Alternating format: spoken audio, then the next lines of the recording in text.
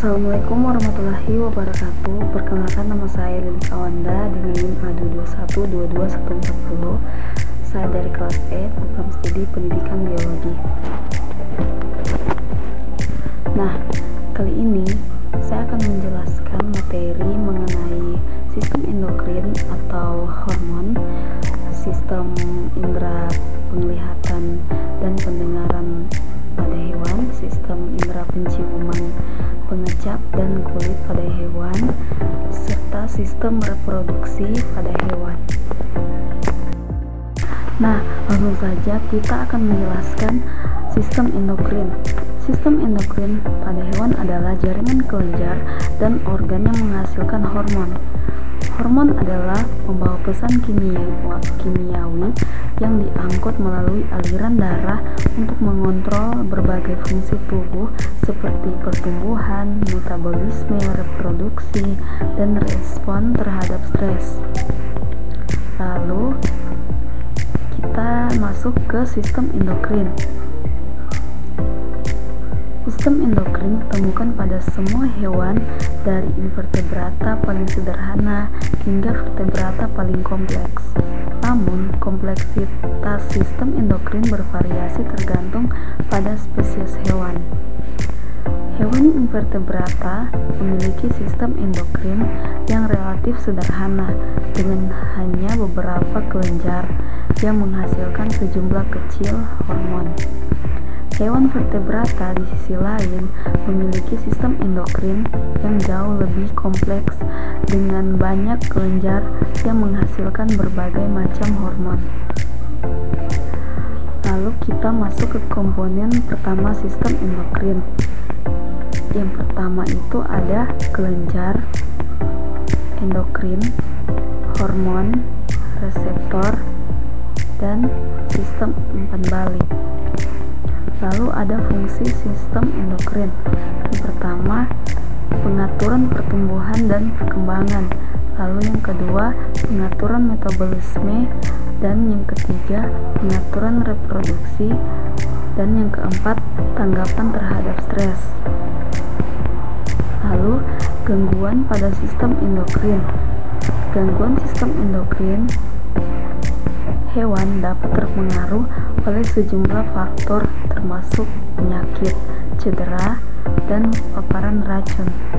Gangguan sistem endokrin dapat menyebabkan berbagai masalah kesehatan termasuk masalah pertumbuhan dan perkembangan, masalah metabolisme, masalah reproduksi, dan masalah kesuburan.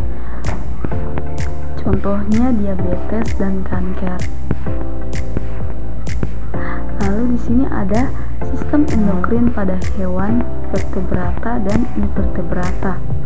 Yang pertama itu sistem endokrin pada hewan vertebrata adalah jaringan kelenjar dan organ yang menghasilkan hormon. Hormon adalah pembawa pesan kimiawi yang diangkut melalui aliran darah untuk mengontrol berbagai fungsi tubuh seperti pertumbuhan, metabolisme, reproduksi, dan respon terhadap stres. Lalu yang kedua itu sistem endokrin pada hewan invertebrata. Jauh lebih sederhana daripada sistem endokrin pada hewan vertebrata.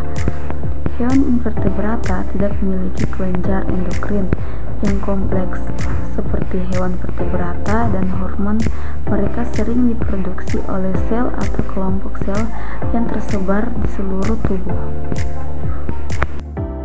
Nah, kita lanjut ke materi sistem indera penglihatan dan pendengaran pada hewan. Sistem indera adalah sekumpulan organ atau alat yang memungkinkan kita untuk menerima rangsangan dari suara, cahaya, dan sentuhan, serta mengelolanya menjadi informasi yang dapat dipahami oleh otak. Lalu kita masuk ke mata. Mata indera penglihatan adalah salah satu panca indera yang berfungsi untuk menerima cahaya dan mengubahnya menjadi impuls saraf yang dapat diolah oleh otak.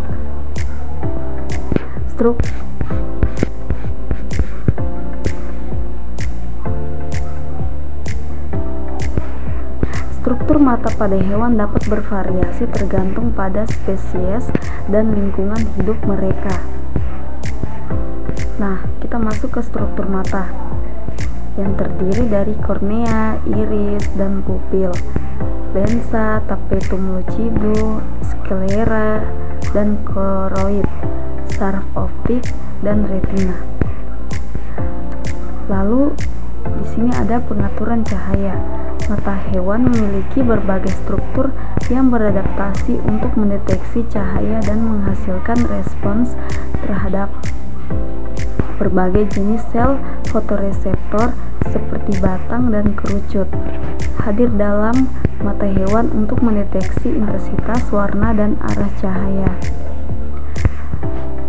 Pengaturan cahayanya itu terdiri dari fototaksi, ritme, dan circadian, penglihatan, fotoriodisme, pengaturan melatonin, kebutuhan cahaya, dan navigasi.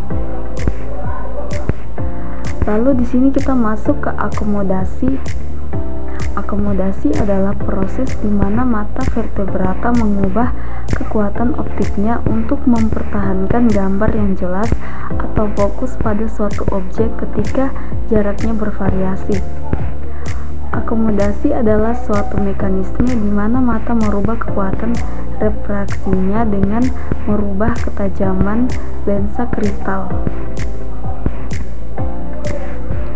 Yang pertama di sini ada akomodasi jarak dekat (NEPA), yaitu jarak objek terdekat dari mata yang dapat dilihat dengan jelas. Lalu ada amplitudo akomodasi. Amplitudo akomodasi yaitu kekuatan lensa yang memberikan visualisasi visual yang jelas. Lalu di sini ada range akomodasi, yaitu jarak antara objek terjauh dan terdekat yang masih dapat dilihat oleh mata dengan jelas. Lalu kita masuk ke telinga. Telinga atau kuping merupakan sebuah organ yang mampu mendeteksi atau mengenal suara dan juga banyak berperan dalam keseimbangan dan posisi tubuh. Walaupun telinga yang mendeteksi suara, fungsi pengenalan dan interpretasi dilakukan di otak dan sistem saraf pusat. Lalu di sini ada komponen utama telinga, terbagi antara lain ada telinga luar, telinga tengah, telinga dalam, dan sistem vestibular. Lalu bagaimana proses pendengaran? Yang pertama itu ada anatomi telinga, yang kedua ada transduksi suara, yang ketiga koklea, yang keempat pemrosesan, yang kelima perbedaan pada hewan, dan yang keenam adaptasi lingkungan. Lalu kita masuk ke saraf pendengaran. Pada hewan mirip dengan manusia, mereka memiliki struktur telinga yang berbeda-beda tergantung pada spesiesnya, tetapi prinsip dasarnya sama. Suara ditangkap oleh telinga dan diubah menjadi sinyal saraf yang dikirim ke otak untuk diinterpretasikan. Lalu fungsi saraf pendengaran, ketika gelombang suara mencapai telinga luar, mereka diarahkan melalui saluran pendengaran luar dan mencapai gendang telinga. Nah, kita masuk ke materi sistem indera penciuman, pengecapan, dan kulit. Sistem indera penciuman pada hewan adalah sistem yang memungkinkan hewan untuk mendeteksi dan menginterpretasikan berbagai aroma atau bau dalam lingkungan mereka. Nah, sistem ini terbagi atas 3, yaitu yang pertama ada organ penciuman utama, ada olfaktori, dan yang ketiga bagian otak yang terlibat. Lalu kita masuk ke indera pengecap.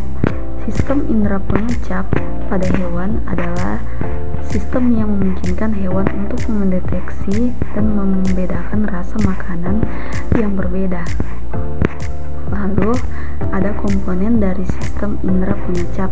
Yang pertama lidah dan mulut, kedua reseptor rasa, yang ketiga saraf pengecap, yang keempat bagian otak yang terlibat. Lalu ada indera kulit. Sistem indera kulit pada hewan adalah sistem yang terdiri dari berbagai struktur dan reseptor yang terletak di dalam kulit hewan. Lalu kita masuk ke komponen dari sistem indera kulit pada hewan. Yang pertama ada reseptor sentuhan, yaitu yang terletak di seluruh kulit hewan. Lalu reseptor suhu yang terletak di lapisan kulit dan folikel rambut. Lalu reseptor kulit terletak di dalam kulit dan jaringan. Lalu ada saraf pengecap, reseptor yang membawa informasi dari reseptor kulit ke otak. Lalu fungsi indera penciuman, yang pertama sebagai pencarian makanan, yang kedua pencarian pasangan, yang ketiga pengenalan lingkungan, dan yang keempat pengenalan jenis makanan, lalu pengenalan bahaya. Lalu fungsi indera pengecap, yang pertama pencarian makanan, pengenalan makanan beracun, pengenalan tekstur makanan. Lalu fungsi kulit pada hewan, yang pertama pembungkus tubuh, alat proteksi, regulasi suhu, pengeluaran zat sisa, dan pengaturan kadar gula. Dan yang terakhir menetralkan racun, kemudian mengatur kadar air. Nah, lalu kita masuk ke materi terakhir, yaitu sistem reproduksi pada hewan. Pertama ada mekanisme reproduksi. Reproduksi pada hewan dapat terjadi secara seksual maupun aseksual. Reproduksi aseksual dapat berlangsung dengan cara pembelahan, fragmentasi, atau bertunas. Reproduksi dan pembelahan sel antara lain terjadi pada protozoa dan amoeba. Apabila proses pembelahan menghasilkan sel anakan yang sama besarnya, proses tersebut dinamakan pembelahan binor. Nah, di sini ada beberapa bagiannya, yaitu yang pertama ada spermatogenesis. Spermatogenesis adalah proses pembentukan sperma atau jamet jantan yang terjadi dalam testis. Selama proses spermatogenesis, spermatogenesnya akan berkembang baik dengan cara membelah menghasilkan spermatosit primer, spermatosit sekunder, dan akhirnya spermatid. Lalu ada oogenesis. Oogenesis adalah proses pembentukan jamet betina atau ovum yang terjadi dalam ovarium. Proses ini ditandai dengan adanya perubahan oogonium menjadi oosit atau calon ovum yang akan mengalami pemasakan sehingga menjadi ovum yang siap dibuahi. Lalu di sini kita masuk ke pembuahan, kebuntingan, dan kebuntungan. Reproduksi seksual pada vertebrata diawali dengan perkawinan yang diikuti dengan terjadinya fertilisasi. Fertilisasi tersebut kemudian menghasilkan zigot yang akan berkembang menjadi embrio. Fertilisasi pada vertebrata dapat terjadi secara eksternal atau secara internal. Fertilisasi eksternal merupakan penyatuan sperma dan ovum di luar tubuh hewan betina, yakni berlangsung dalam suatu media cair, misalnya air, contohnya pada ikan dan amfibi. Fertilisasi internal merupakan penyatuan sperma dan ovum yang terjadi dalam tubuh hewan betina. Hal ini dapat terjadi karena adanya peristiwa kopulasi, yaitu masuknya alat kelamin jantan ke dalam alat kelamin betina. Fertilisasi internal terjadi pada hewan yang hidup di darat atau terestrial, misalnya hewan dari kelompok reptil, aves, dan mamalia. Nah, kita masuk ke cara perkembangan dan kelahiran keturunannya. Pertama ada ovipar. Ovipar merupakan embrio yang berkembang dalam telur dan dilindungi oleh cangkang. Embrio mendapatkan makanan dari cadangan makanan yang ada di dalam telur. Telur dikeluarkan dari tubuh induk betina lalu dierami hingga menetas menjadi anak. Ovipar terjadi pada burung dan beberapa jenis reptil. Lalu ada vivipar. Vivipar merupakan embrio yang berkembang dan mendapatkan makanan dari dalam uterus atau rahim induk betina. Setelah anak siap untuk dilahirkan, anak akan dikeluarkan dari vagina induk betinanya. Contoh hewan vivipar adalah kelompok mamalia atau hewan yang menyusui, misalnya kelinci dan kucing. Lalu yang ketiga itu ada ovivipar. Ovivipar merupakan embrio yang berkembang di dalam telur, tetapi telur tersebut masih tersimpan di dalam tubuh induk betina. Embrio mendapatkan makanan dari cadangan makanan yang berada di dalam telur. Setelah cukup umur, telur akan pecah di dalam tubuh induknya dan anak akan keluar dari vagina induk betinanya. Contoh hewan ovovipar adalah kelompok reptil atau kadal dan ikan hiu.